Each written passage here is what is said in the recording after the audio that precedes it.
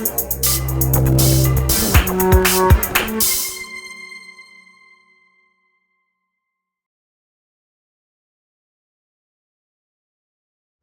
mentioned before how, after a period of time engaging in pointless discussion with people on the I-Chuan discussion space, I began using quotes from Wang Xiangjai or his students, or the students in some cases, and doing that without referencing that I was using quotes from those people, and getting told immediately that what I was saying was nonsense or getting laughed at. And the closer you get to Wang Xiangjai in terms of who you're quoting, the more you'll be laughed at. And if you quote Wang Xiangjai himself without telling people that it is Wang Xiangjai, so many, in fact quite famous people, or I don't like that phrase, I like to say loud voices within the I-Chuan discussion space, will say that's ridiculous. I've been told several times, like, where do you get this ridiculous stuff from? Are you just making it up off the top of your head?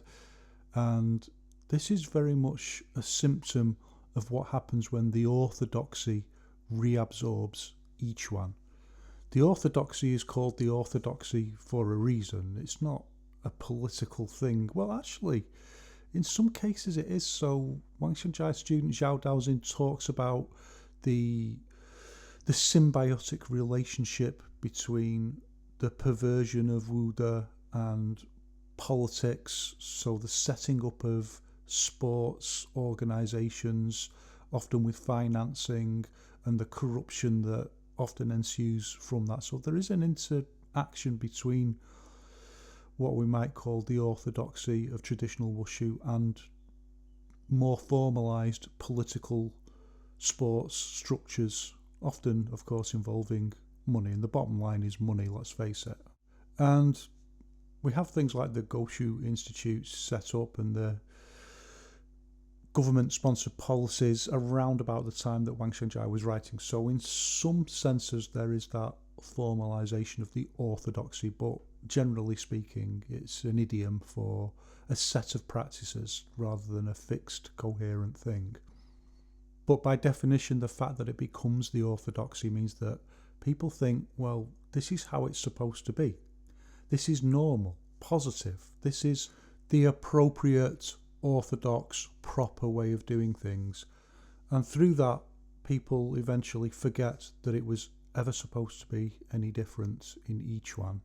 And that's how we end up with a situation where you can quote Wang Xiangjai directly and people will laugh at you and say, where on earth are you getting this stuff from? The orthodoxy has completely reabsorbed I-Chuan itself and remoulded it in its own image. So I want to present a few things in the words of Wang Xiangjai himself, and also some of the things that Zhao Daoxin said, so that we can get a bit of a feel about how things were supposed to be and how they've gone wrong.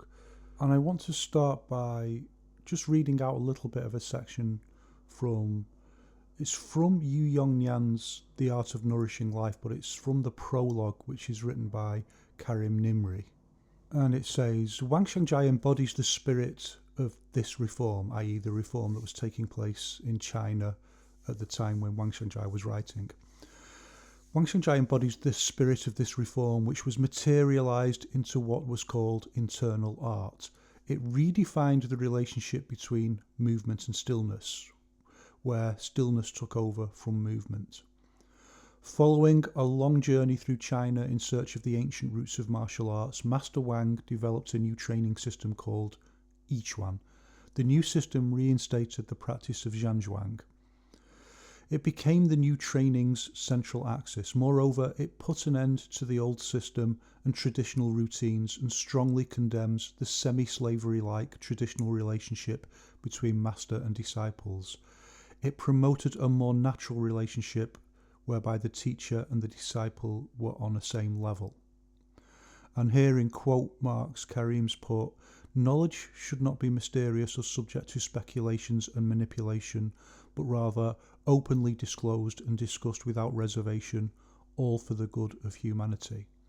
And Karim doesn't say who that is, but it's a quote from Wang Xiangjai. You could quibble about elements of that. We know that Wang Shangjai himself says he doesn't know what internal means, and as we're going to discuss, we know that Wang Shangjai doesn't use the term master, but nevertheless, the overall idea is fairly clear from that there's a different kind of understanding of the relationship between teacher and student in I-Chuan, or there should be. So here's another quote from Wang Shangjai. I would like everybody to have the opportunity to learn about correct wushu practice. Therefore, I happily teach anyone who comes to me. I see all people as my relatives. For this reason, I don't like the master-student system at all. And here's another quote from Wang Shangjai. Note that I do not call myself a master or use that term. The important thing is an appreciation for the real spirit and feel of it all, not superficial concentration on names and titles. I believe that what I teach is real, and although I don't call myself by the term master, the people who benefit from what I teach treat me respectfully in that way anyway. The meaningless title is gone, but the essence remains. Honestly, in that case, has anything of value really been lost? Again, another quote from Wang Shangjai. Where we see this division of statuses between shifu and disciple, then unfortunately we have the unhealthy situation of an authority figure and a subordinated follower. Even if the mistakes in the teacher's ideas are obvious, the student is too afraid of their authority to question them. Or, if they do question them, the master is immediately offended and worried about their authority being undermined. They would rather punish the student for speaking up than acknowledge the truth of what they are saying. In that case, how can we talk together productively about the real basic elements of martial arts skill? So, we can see that the whole master-disciple relationship is really not of any benefit to martial arts overall. As for the Baishi ceremonies, where people kowtow to a teacher, Wang Shangjai says, what if someone is deceiving the people, teaching all sorts of absurd and stupid practices and ideas, and then someone foolishly goes through this ceremony, kowtowing on their knees, swearing loyalty, and calling that person master? What happens when they realise that what their master is teaching is just some absurd rubbish? Then they will start to hate their teacher, in which case, what will master even mean? Only the empty title will remain, and what should be of value between a teacher and a student will evaporate. And then a little bit later, if a student is making progress, then they can say that they have indeed found a master, but if they aren't, then what difference does it make if they bow thousands of times and call their teacher master hundreds of times on end? What is the meaning of that title then? At this point, we can stop and reflect and think, well, why? If Wang Shangjai was so against this, why did it come back into I-Chuan? And there are various reasons for this, but let's listen to this quote from one of Wang Shangjai's students, Zhao Daoxin, discussing the idea that people tend to think that things from the past are superior to things in the present. Zhao says, in fact, yesterday's contribution does not equate to today's superiority. Young computers are far better than the ancient abacus. What this reveals is a certain psychology covering up the emptiness of the modern level, i.e. the modern level of Chinese martial arts, with an overemphasis on the glory of the past, making up for the shortcomings of the present with the strengths of the past. A declining, dying old man will love to talk about the past, but for all the nostalgia about Chinese martial arts, what do we really have to show for it? So think about that phrase for a moment, covering up the emptiness of the modern level with an overemphasis on the glory of the past. It perfectly summarises this swindle in the I-Chuan discussion space, where people will talk about all these hundreds of challenge fights that were supposed to have taken place in the past. If someone says, what's this nonsense? Someone else will say, well, in the past there were hundreds of bare knuckle fights that proved I-Chuan's effectiveness. And I've discussed at length elsewhere research by Professor Yuan, who I think is a professor of literature in China. He's also an I-Chuan practitioner.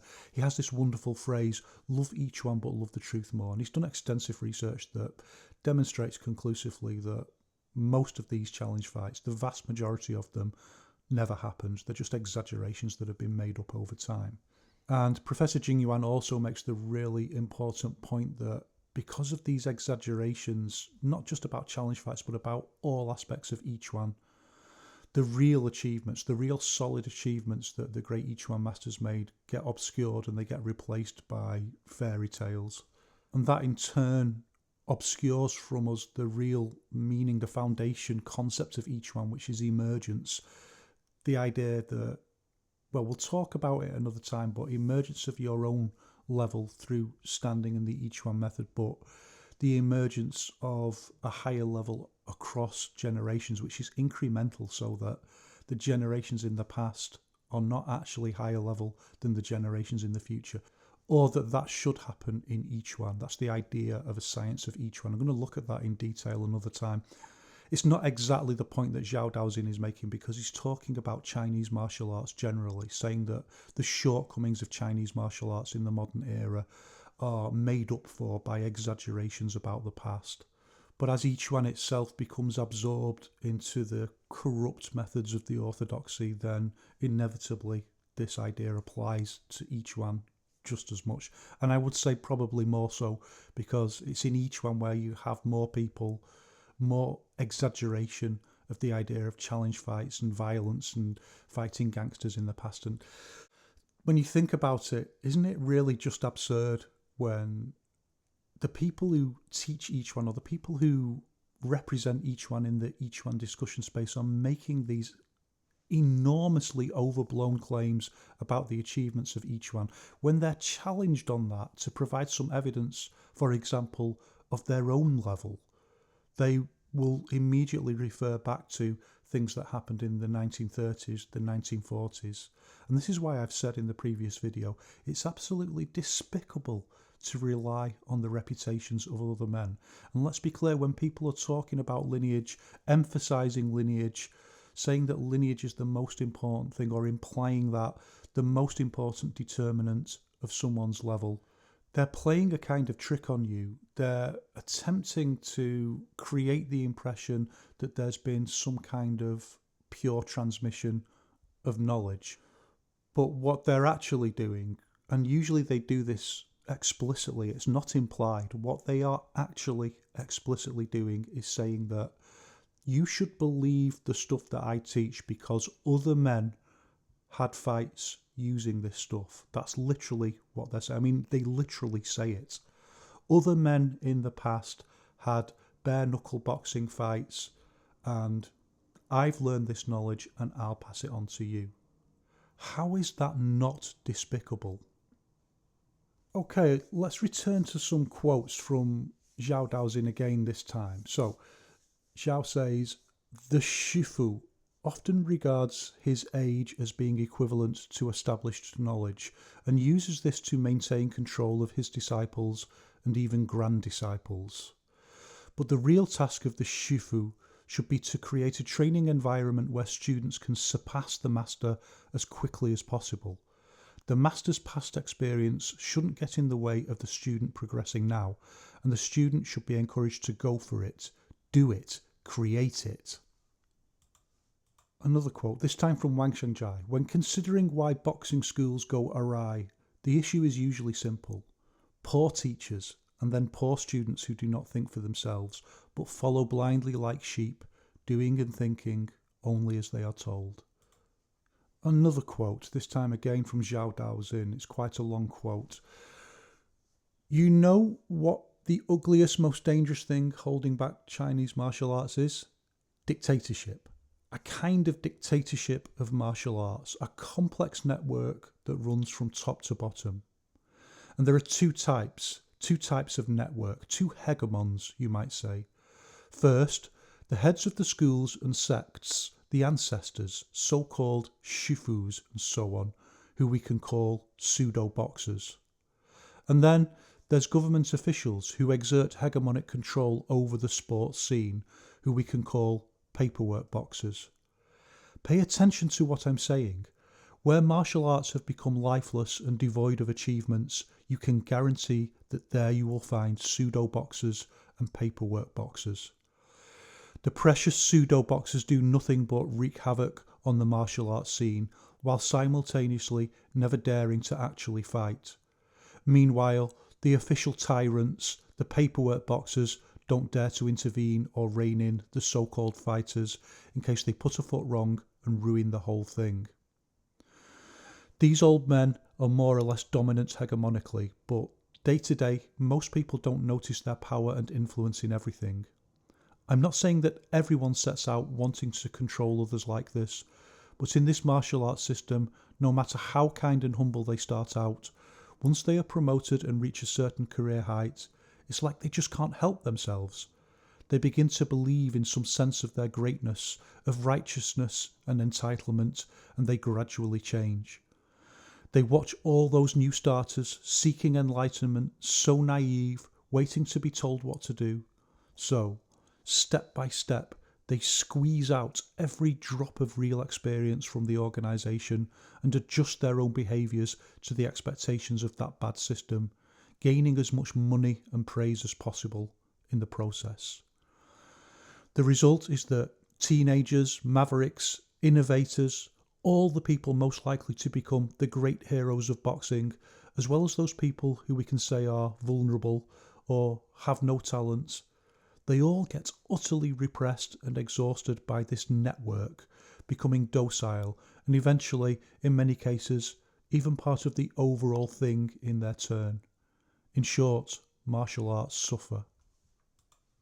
So the degree to which the things that I'm saying apply to elements within modern I-Chuan is something I've talked about before, and I'm trying to move the discussion on into something more positive, something where we can understand the concept of negative lineage. And this is the idea that you invert the pyramid, that you create an appropriate training paradigm where the most important person is the athlete. And this is a longer discussion, but I wanted to set it up in a way that people can understand that this is the original idea, or it's the idea that it emerges conceptually throughout the history of I-Chuan. So here's another important quote from Zhao Daoxin where he's explaining the idea of negative lineage. The experience of training in this way educates both the teacher and the apprentice. This is the normal, appropriate form of training life, but most old boxers don't think like this. They think it's not a cost-effective manner of teaching, in which case I encourage young people to avoid being fooled. If your teacher really wants to train you, sure, he needs dignity in his personal life, and sure, he needs your respect, but he shouldn't become like your overbearing parent, dictating what knowledge and skills you are permitted to learn. You should be your own parent and your own disciple. If he feels that being your teacher with those conditions is unacceptable, then stay away from him. The worst he can do is break out some bastardized notions of Wuda to curse you. But you will have kept your wushu career on track and not wasted your youth following him. So we have our vision, we have our understanding of the way things should be in I-Chuan. Well, what happened? Why did those old corrupt practices creep back in? I saw a video the other day. It's a YouTube channel, I think it's called The Wandering Warrior, and the young man on that channel was talking about the idea of the gentrification of wushu, which I thought was quite an interesting application of that idea. So let's expand a little bit on that in its relationship to wushu, and there's no easy way to have this discussion. So I think there's not that much interest in the material that I put out, and that doesn't matter to me at all. I'm talking to 5 people over the next 1,000 years, I know that. Just like Zhao Daoxin and the things he says, well, you can see from that almost no one is listening to what Zhao Daoxin says. He's talking to 5 people over the next 1,000 years. Look at what Wang Xianjai was saying in those quotes. He's talking to 5 people over the next 1,000 years. That gives you a little bit of liberation, a little bit of freedom. Why not just say things as they are in that case? So let's do that. The disciple system as we know it now, as it occurs in I-Chuan, isn't the same thing as happened in the past. But one thing that does remain the same is that it's about, for the most part, economics. And I should say always. There's always a good version and a bad version of all these things, whether it's lineage or any of the other concepts that are criticised in each one. There's a good version and a bad version. But it's always been about economics for the most part. That's why Wang Xianzhai thought of it as a kind of slavery system. But the nature of that economic relationship changes, and it changes over time, and it changes dependent on location. So there's a peculiar kind of economic relationship between students from outside of China and I-Chuan masters in China. And that's a different kind of economic relationship to the one that I-Chuan masters in China have with Chinese students in China. Or maybe not just Chinese students, of course. Every so often there's going to be someone from out of China who's more serious, who's genuine. But for the most part, there's a particular kind of gentrified economic relationship. And believe me, those people are called tourists because it's a kind of tourist economy. And this happened over time, and it happened very simply. And I don't blame people in China for doing this at all. It's kind of a racist trope to see countries outside of the global north as corrupt. Actually, I'm telling you, as a professional social scientist and analysis of government policy, corruption in the global north is off the scale. But one thing that we don't often talk about is the role of the global north in being the corrupter. I don't for 1 second blame people who are absolutely on the bones of their arse in unbelievable poverty from, well, giving people what they want. So let's just talk about the story, and let's just talk about what happens. And it's not just about I-Chuan by any means. It happens right across the board. Tai Chi, particularly Chen Tai Chi, is particularly prone to this as well.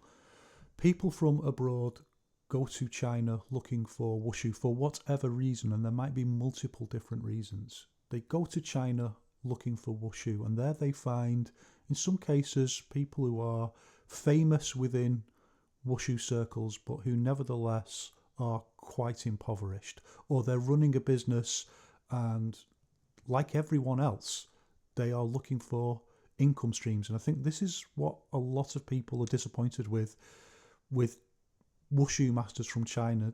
It's a global northern expectation that you're going to find some kind of spiritual guru, and what you find is someone who's trying to feed their family, someone who's running a business. And they say, can I train wushu with you? And the teacher says yes, and they pay a fee for doing that. And step by step, the teachers in China realise that there's a market here, and there's absolutely nothing wrong with that whatsoever. They're running a business, there's customers, they charge for a service, and they provide an excellent service. There's nothing wrong with that.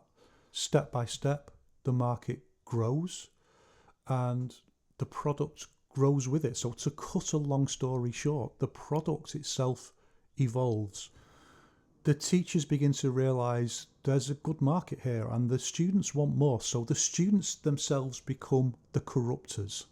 They've got the money. They're bringing the income in from the global north. They are the corruptors. The product evolves in response to their tourist dollars. Not only can you train there, it starts becoming more of a tourist experience in some places, particularly famous locations for wushu. Again, I don't think there's anything wrong with that. Temples, for example, Shaolin Temple being partly a tourist attraction.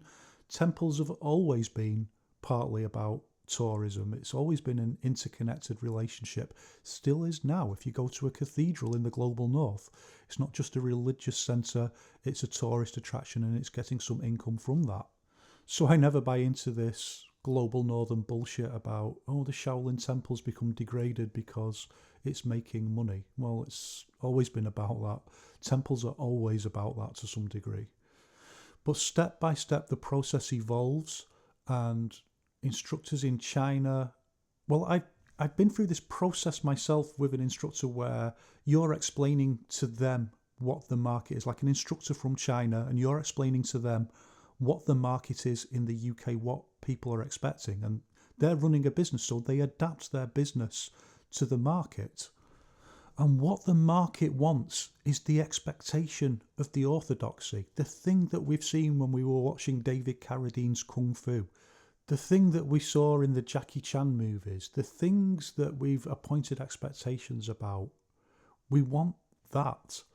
We want all of that, and we've all been through that. Some of us haven't come out of it, some of us have, but we've all been through that at some point.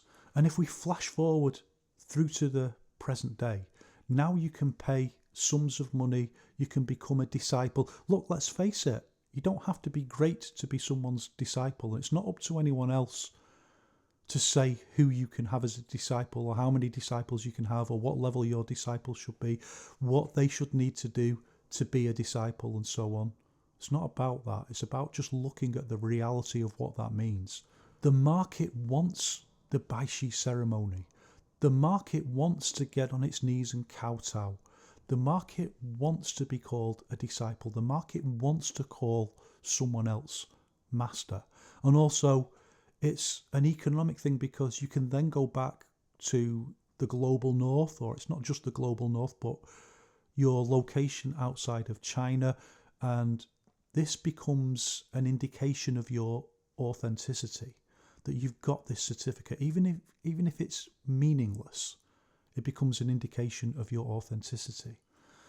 And it becomes hyper real, so you can get incredibly grand certificates with gold lettering in them, and they're signed by a famous teacher, and they look amazing. And then people start thinking that that is the way that things have always been done, and they don't realise it's when we say hyper real, we mean a copy of a copy of a copy of something that was never even real in the first place. So this whole thing of this beautiful certificate and the discipleship photo, which obviously is a modern invention because photography is a modern invention, swearing an oath, all these things that have been criticised by Wang Xiangjia and others of his senior students, swearing an oath directly contrary to Wang Xiangjia's instruction, binding yourself to someone.